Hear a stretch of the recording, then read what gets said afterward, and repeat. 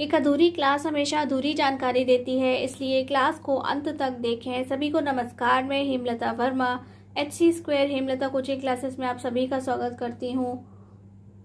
प्यारे बच्चों, क्या आपने कभी सोचा है कि हम सांस कैसे लेते हैं, कैसे छोड़ते हैं, खाना कैसे पक जाता है या फूड कैसे खराब हो जाता है, या फिर जो भी कुछ हम खाते हैं वह कैसे डाइजेस्ट हो जाता है, या फिर आपने देखा होगा कि जो लोहे का सामान होता है यानी कि आयरन से बनी हुई चीज़ें होती हैं उनमें जंग कैसे लग जाती है, क्यों लग जाती है, या फिर मेटल से बनी हुई चीज़ों का कलर क्यों फेड हो जाता है, या आजकल के दिनों की बात करें, गर्मियों का सीज़न है तो टेम्परेचर बढ़ने पर दूध के फटने का खतरा क्यों बढ़ जाता है, या कुछ डिशेस ऐसी होती हैं जिन्हें हम सड़ा करके बनाते हैं। जैसे मम्मी घर में डोसा बनाती हैं तो क्या करती हैं मम्मी कि पहले जो हमारे दाल और राइस होते हैं उन्हें सोक करती हैं, उसके बाद उसे ग्राइंड करती हैं और फिर उसे ओवरनाइट रख देती हैं। ओवरनाइट रखने में क्या होता है, उसमें एक सड़ांध आ जाती है। क्या आ जाती है? एक सड़ांध आ जाती है, स्मेल आ जाती है और उसके बाद में डोसा तैयार होता है। तो ऐसे कैसे हो जाता है, या फिर जो हमारी बर्फ है वह कैसे घुल जाती है, या जो पानी है वह स्टीम बनकर यानी भाप बनकर कैसे उड़ जाता है। तो आपके इन सभी क्वेश्चन का आंसर आपको इस चैप्टर में मिलेगा जिसका नाम है chemical reactions and equations. Hindi में कहते हैं रासायनिक अभिक्रियाएं एवं समीकरण। इससे पहले कि हम डेली लाइफ में केमिकल रिएक्शन को पढ़ें, उससे पहले ये समझना ज़रूरी है कि जो केमिकल रिएक्शंस यानी कि रासायनिक अभिक्रिया है वह क्या होता है। कैसे पता चलेगा कि वो चेंज जो हमें दिखाई दे रहा है क्या वह केमिकल रिएक्शन की वजह से हो रहा है या फिर किसी और वजह से हो रहा है। सबसे पहले हम ये जानते हैं कि चेंजेस कितने टाइप्स के होते हैं। जब हमें ये पता चल जाएगा कि हमारे आसपास होने वाले जो चेंजेस हैं यानी कि जो परिवर्तन हैं हमें दिखाई दे रहे हैं वह किस टाइप के हैं, तो हमें उसे पढ़ना और भी आसान हो जाएगा और हम उसे अच्छे से समझ भी पाएंगे। सबसे पहले हम देख रहे हैं टाइप्स ऑफ चेंज यानी कि परिवर्तन के प्रकार। ये 2 टाइप्स के होते हैं, फिजिकल चेंज यानी कि भौतिक परिवर्तन, केमिकल चेंज यानी कि रासायनिक परिवर्तन। रिजल्ट पर पहुंचने से पहले ये समझना बहुत ज़रूरी है कि जो हमारा चेंज है वह फिजिकल है या केमिकल है। यानी कि चेंजेस हमारी लाइफ में सभी तरह के हो रहे हैं, लेकिन आपको ये पता करना है कि जो चेंज आपको दिखाई दे रहा है क्या वह फिजिकल है या वह केमिकल है, यानी कि वह भौतिक परिवर्तन है या रासायनिक परिवर्तन है। तो आप उसमें डिफरेंस कैसे कर पाएंगे, उन नोटेबल पॉइंट्स को हम देख लेते हैं।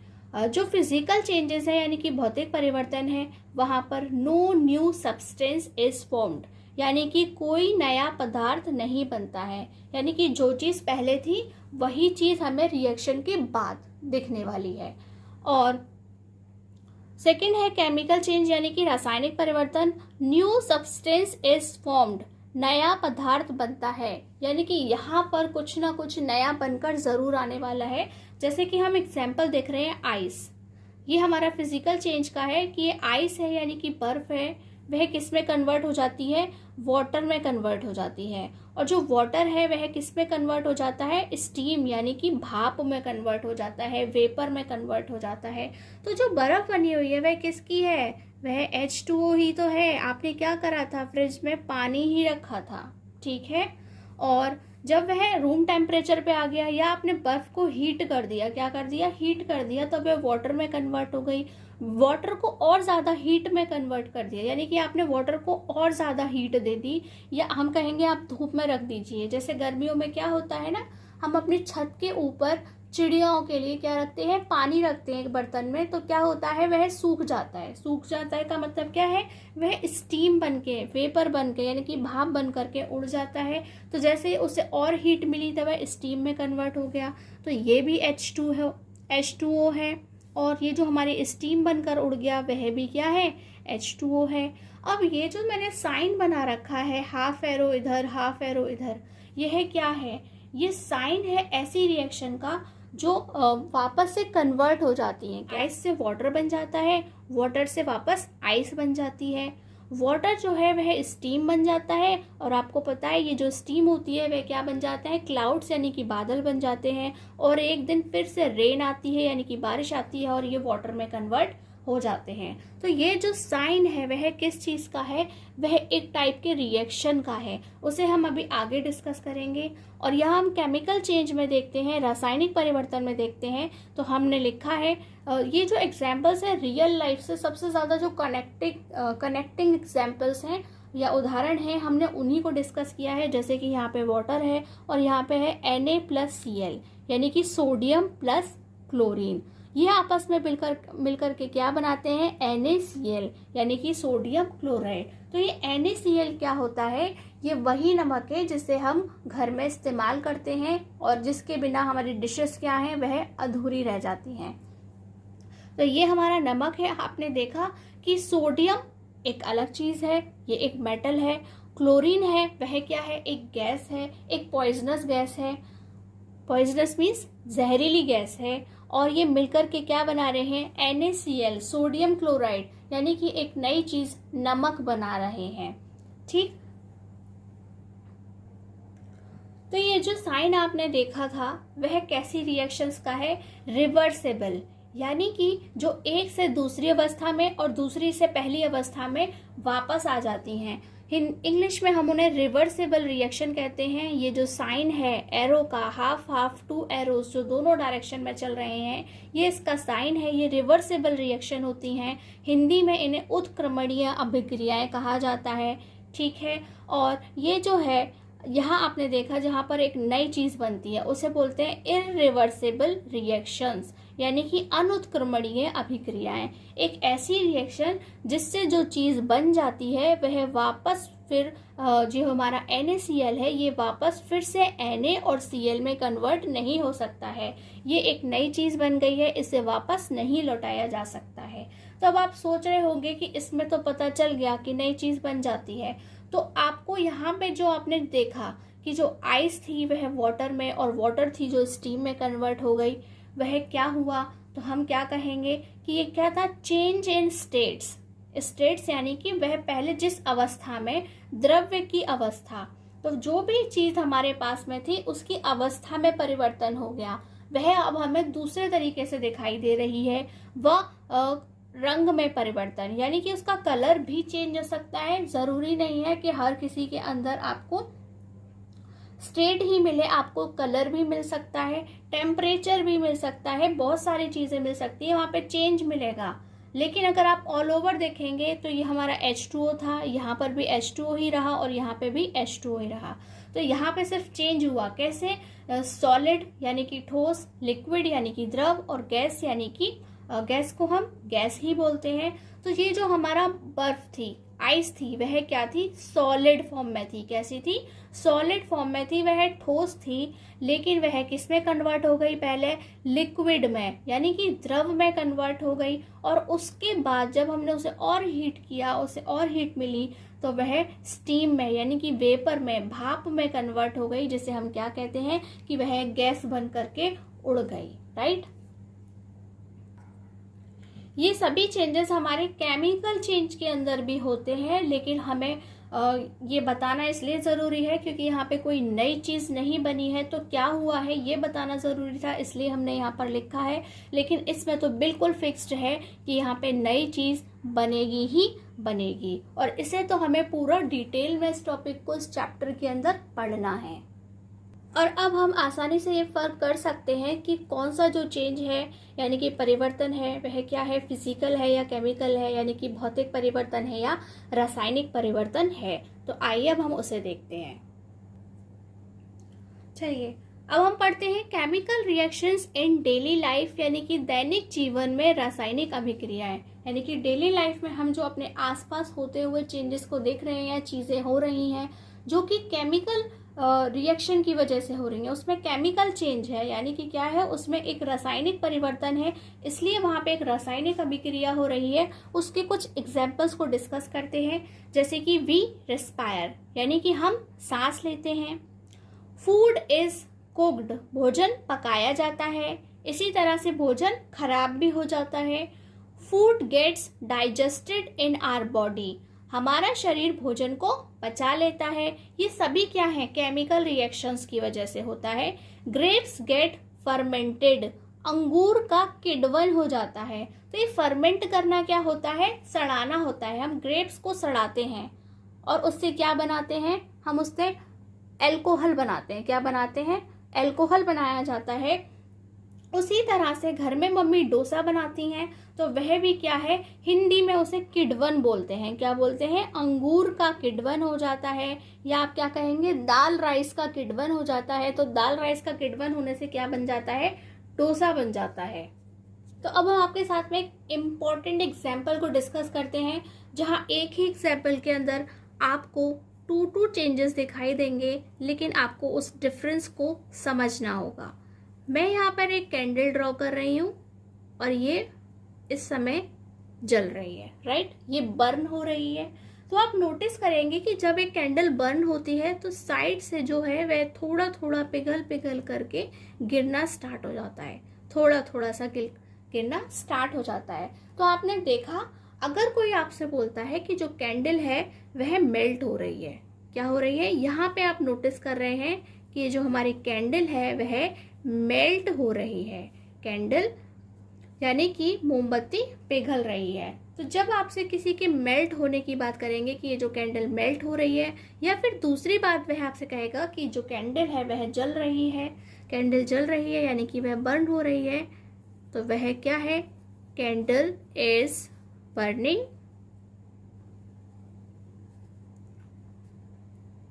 ठीक, इसी तरह से कैंडल इज मेल्टिंग, पूरा ही लिख लेते हैं। और हिंदी में हम क्या कहेंगे, मोमबत्ती जल रही है या कहेंगे मोमबत्ती पिघल रही है।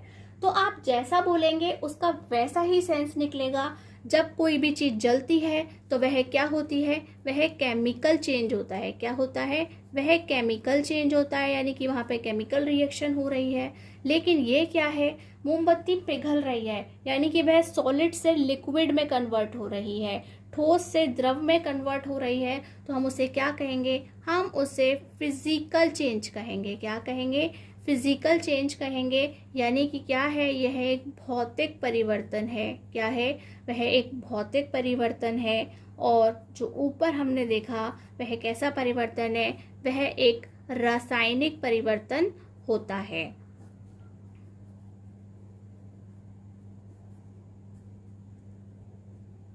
अब जैसा कि हम जानते हैं कि जब फिजिकल चेंज होता है तो वहाँ कुछ नया नहीं बनता है, तो ठीक है यहाँ नहीं बना। लेकिन जब ये जल रही है, केमिकल चेंज हो रहा है, तो कुछ तो नया बना। ठीक है, जो हमारी कैंडल है यानी कि मोमबत्ती है वह तो जल जल के पूरी खत्म हो जाती है, तो वह किस चीज, क्या नई चीज बना रही है, तो हम क्या कहेंगे, वह CO2 गैस बना रही है। तो इस समय क्या निकल रही है, यहाँ पर CO2 गैस है। और इसके अलावा H2O क्या है, वेपर की फॉर्म में H2O है जो कि भाप बन करके उड़ रहा है। तो आपको अच्छे से याद रखना है कि आपसे क्या पूछा जा रहा है, कैंडल इज मेल्टिंग, मोमबत्ती पिघल रही है, या फिर वह आपसे पूछ रहा है कैंडल इज बर्निंग, मोमबत्ती जल रही है। आप सोच समझ के ही रिप्लाई करेंगे कि वह फिजिकल चेंज है या केमिकल चेंज है, यानी कि वह रासायनिक परिवर्तन है या भौतिक परिवर्तन है। तो अब हम अपने केमिकल और फिजिकल चेंज को बहुत अच्छे से समझ चुके हैं, इसलिए अब हमारे लिए ये जानना जरूरी है केमिकल रिएक्शन क्या होती है या उसकी डेफिनेशन क्या होती है, ये समझते हैं। केमिकल रिएक्शन यानी कि रासायनिक अभिक्रियाएं, the process in which new substance with new properties are formed, chemical reaction. यानी कि यहाँ पे एक नई चीज बन के तैयार हो रही है और उसके साथ साथ वहां पे कुछ न्यू प्रॉपर्टीज भी आपको दिखाई दे रही हैं। वह प्रक्रिया जिसमें नए गुणों वाले नए पदार्थ बनते हैं रासायनिक अभिक्रिया कहलाती है। नया पदार्थ यानी कि एक नई चीज बनता है, और गुण यानी कि उसकी अपनी ही कुछ खासियत है जिनसे हमें पता चल रहा है कि ये किस तरह से उससे अलग है।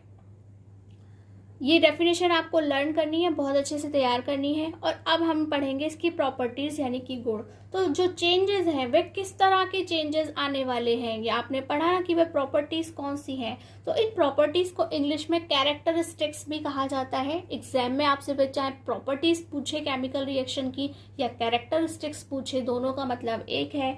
और हिंदी में वह ये गुण पूछे या विशेषता पूछे, दोनों का मीनिंग सेम है। क्या क्या चेंजेस आएंगे, फर्स्ट देखते हैं चेंज इन कलर, यानी कि उसके रंग में परिवर्तन हो सकता है। सेकंड, चेंज इन स्टेट, उसकी अवस्था में परिवर्तन हो सकता है। चेंज इन टेम्परेचर, तापमान में परिवर्तन हो सकता है, यानी कि पहले कम हो सकता है बाद में ज़्यादा हो जाए, या पहले ज़्यादा था बाद में कम हो जाए।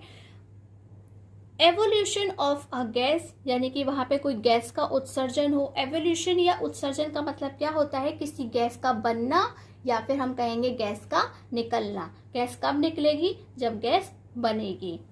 लास्ट है फॉर्मेशन ऑफ अ प्रेसिपिटेट, यानी कि अवशेप का बनना। ये प्रेसिपिटेट क्या होता है, शॉर्ट में हम इसे पीपीटी कहते हैं। क्या कहते हैं, शॉर्ट में, हिंदी मीडियम हो या इंग्लिश मीडियम, इसे शॉर्ट में पीपीटी ही लिखा जाता है। तो आप अपने माइंड में रखिएगा कि ये जो हमारे प्रेसिपिटेट होते हैं वह क्या होते हैं, एक वाटर सॉल्यूशन होते हैं। क्या होते हैं, वाटर सॉल्यूशन होते हैं, जिसके अंदर कोई सब्सटेंस यानी कि जो पदार्थ है वह कैसा होता है, उसके अंदर पड़ा हुआ होता है। पड़ा हुआ से क्या मतलब है कि वह उसमें घुला हुआ नहीं होता है, इनसॉल्यूबल होता है। क्या होता है, इनसॉल्यूबल होता है।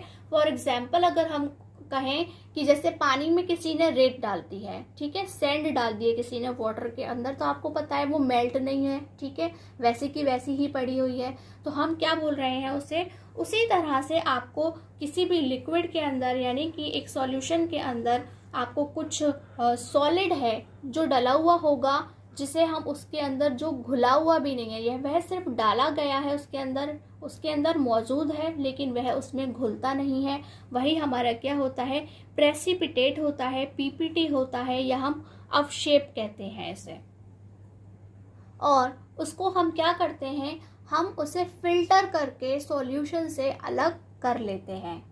तो जब भी कोई केमिकल रिएक्शन होगी तो वहाँ पर आपको इन सभी चेंजेस में से कोई ना कोई चेंज ज़रूर नज़र आएगा, चाहे वो कलर चेंज हो रहा है, उसकी स्टेट चेंज हो रही है, टेम्परेचर चेंज हो रहा है, कोई गैस निकल रही है, या वहाँ पे कोई पीपीटी मिल रहा है। ऐसे हिंदी में कहेंगे कि वहाँ रंग परिवर्तन हो सकता है, अवस्था परिवर्तन हो सकती है, टेम्परेचर में तापमान परिवर्तन हो सकता है, वहाँ पे कोई गैस निकल सकती है, और वहाँ पे अवशेप भी बन सकता है। क्योंकि अब हम ये जान गए हैं कि जो हमारी केमिकल रिएक्शन है वह क्या होती है, तो जो उसे लिखने का तरीका होता है वह क्या होता है, केमिकल इक्वेशन होती है। तो हम उसे कैसे लिखते हैं, एक इक्वेशन के फॉर्म में लिखते हैं, यानी कि हम उसे एक रासायनिक अभिक्रिया के फॉर्म में लिखते हैं। तो अब हम ये जानते हैं कि जो केमिकल इक्वेशन होती है या रासायनिक अभिक्रिया होती है वह क्या होती है। A chemical equation is the symbolic representation of a chemical reaction, यानी कि वहाँ पे हम उसे रिप्रेजेंट कर रहे हैं, किसके थ्रू, सिम्बल्स के थ्रू रिप्रेजेंट कर रहे हैं, in the form of symbols and फॉर्मूले ऑफ रिएक्टेंट्स एंड प्रोडक्ट्स, यानी कि वहाँ पे सिंबल हैं, कुछ फॉर्मूले हैं, वह किसके हैं, रिएक्टेंट्स के हैं और प्रोडक्ट के हैं। तो रिएक्टेंट्स क्या होते हैं, जैसे मान लीजिए हम घर में कोई भी चीज़ बनाते हैं, या मम्मी हमारी खाना बनाती हैं, या हम XYZ कोई भी चीज़ बनाते हैं, तो हमें स्टार्ट करने के लिए कुछ चीज़ों की ज़रूरत होती है। तो जिन चीज़ों की ज़रूरत हमें होती है वह क्या होते हैं, रिएक्टेंट्स होते हैं। क्या होते हैं, रिएक्टेंट्स होते हैं। और जब हमारी चीज़ बन करके तैयार हो जाती है तो वह क्या होता है, उसे हम प्रोडक्ट्स कहते हैं। क्या कहते हैं, हम उसे प्रोडक्ट कहते हैं।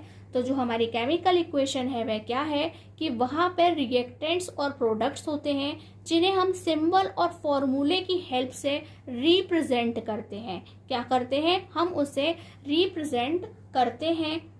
हिंदी में हम कहेंगे एक रासायनिक समीकरण एक रासायनिक अभिक्रिया में, ठीक है, एक रासायनिक समीकरण एक रासायनिक अभिक्रिया में अभिकारकों तथा उत्पादकों को, अभिकारक यानी कि वह सारी सामग्री जिससे हम कोई चीज़ बनाने वाले हैं, जैसे घर में चाय बनानी है तो चाय बनाने के लिए हमें क्या क्या चाहिए, हमें पानी चाहिए, दूध चाहिए, चीनी चाहिए, चाय पत्ती चाहिए और उसमें डालने के लिए अदरक, इलायची, दालचीनी, बहुत कुछ चाहिए। तो वह सभी क्या है, वह सभी अभिकारक होते हैं। तथा उत्पादों, और उत्पादों क्या है, जो चाय बनकर तैयार हो गई है और आपके हाथ में प्याले में आ जाती है, वह क्या है, वह हम उसे उत्पाद कहते हैं। तो वह क्या होती है, एक रासायनिक समीकरण, एक रासायनिक अभिक्रिया में अभिकारकों तथा उत्पादकों को उनके सूत्रों तथा सांकेतिक चिन्हों द्वारा प्रदर्शित करता है। यानी कि जो भी हम चीज़ इस्तेमाल करेंगे या जो कुछ बनके तैयार होगा उसके क्या होंगे,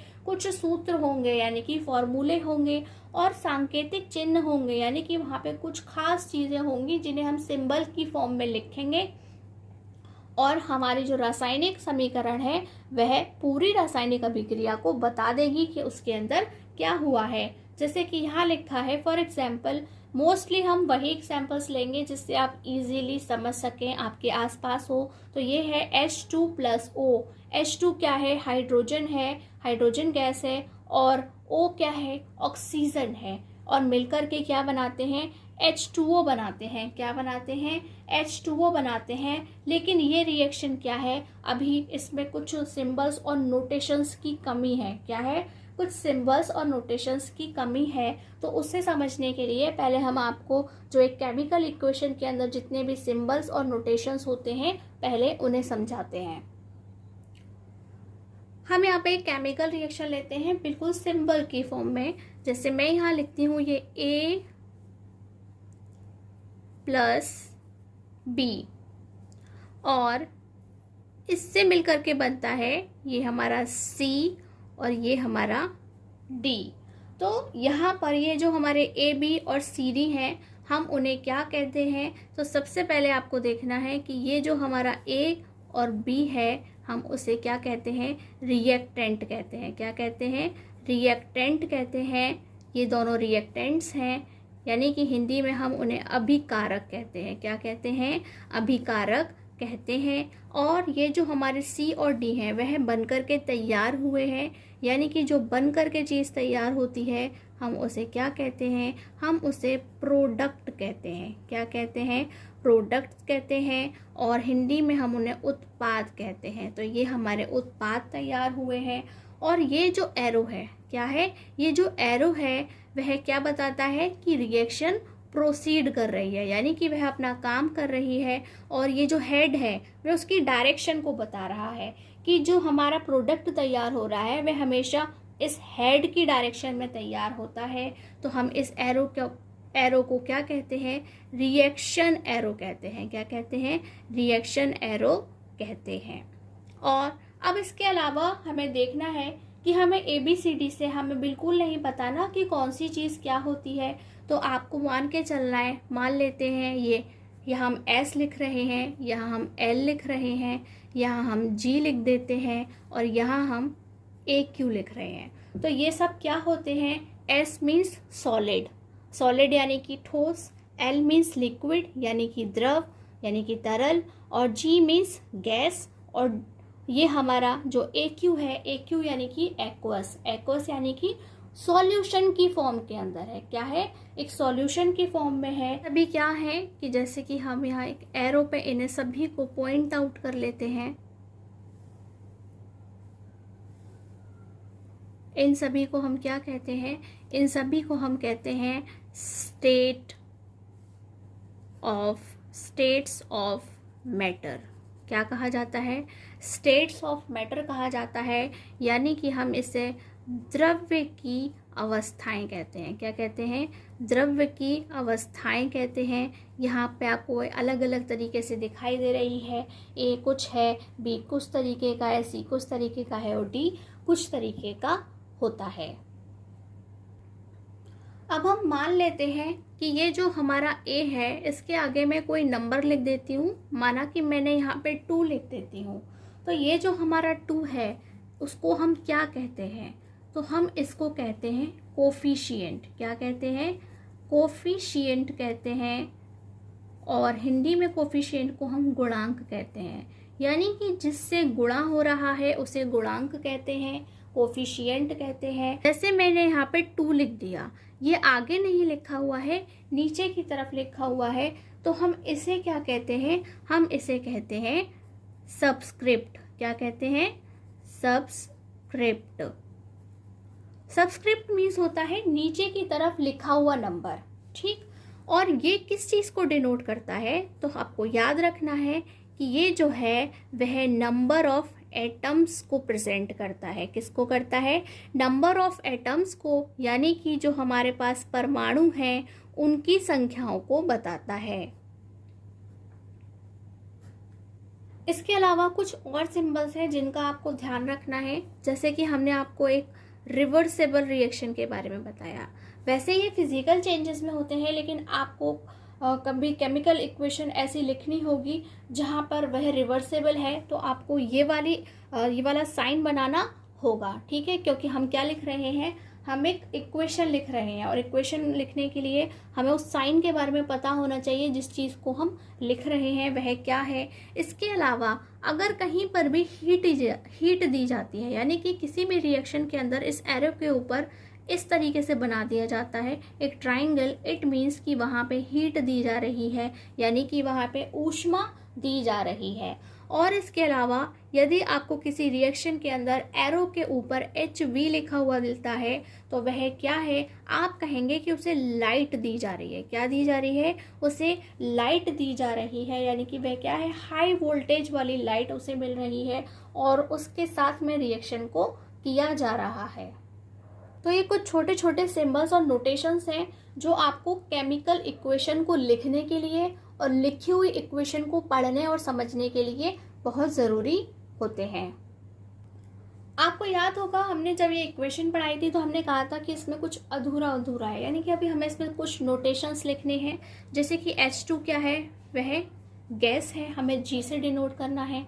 ऑक्सीजन भी क्या है? वह एक गैस है, G से डिनोट करना है। लेकिन जो H2O है वह क्या है? एक लिक्विड है। क्या है? वह एक लिक्विड है, हमें उसे L से डिनोट करना है। तो आपको केमिकल इक्वेशन के सारे टर्म्स को और नोटेशंस को बहुत अच्छे से तैयार करना है, जिससे आप एक लिखी हुई इक्वेशन को ठीक से पढ़ भी सकें, समझ भी सकें। और चलिए, तो ये कुछ इम्पोर्टेंट और नोटेबल 6 पॉइंट्स हम आपके साथ में डिस्कस कर रहे हैं, जहां आपको जो भी कोई चेंज है उसको देख करके बताना है कि वह फिजिकल है या केमिकल है, और कैसे पता चला कि वह फिजिकल है या केमिकल है, या वह किस टाइप की रिएक्शन है। जैसे कि हमने आपको बताया 2 टाइप्स की रिएक्शंस होती हैं, रिवर्सिबल और इरिवर्सिबल, यानी कि उत्क्रमणीय और अनुत्क्रमणीय अभिक्रियाएं होती हैं। तो यह आपको देख करके गेस करना है कि आप सही बता रहे हैं या नहीं। आइस मेल्ट हो रही हो या फिर कैंडल मेल्ट हो रही हो, यानी कि बर्फ या मोमबत्ती कुछ भी पिघल रही हो, तो वह कैसा चेंज है? तो हम क्या कहेंगे? वह फिजिकल चेंज है, यानी कि वह भौतिक परिवर्तन है। और अगर ये भौतिक परिवर्तन है तो यह कैसी रिएक्शन है, यानी कि कैसी अभिक्रिया है? तो हम कहेंगे ये रिवर्सिबल है। कैसी है? रिवर्सिबल है, यानी कि यह एक उत्क्रमणीय अभिक्रिया है, और यहाँ पर कोई भी न्यू सब्सटेंस नहीं बना है, यानी कि no new substance is formed, यानी कि कोई भी नया उत्पाद नहीं बना है। सेकेंड है बॉइलिंग वाटर। जब हमने वाटर को बॉईल किया, यानी कि पानी को उबाला, यानी कि पानी जब उबलता है तो वह एक कैसी रिएक्शन होती है? तो आप फिर से क्या कहेंगे? हमने अभी आपको समझाया था कि यह जो है वह भी क्या है? फिजिकल चेंज है। क्या है? भौतिक परिवर्तन है।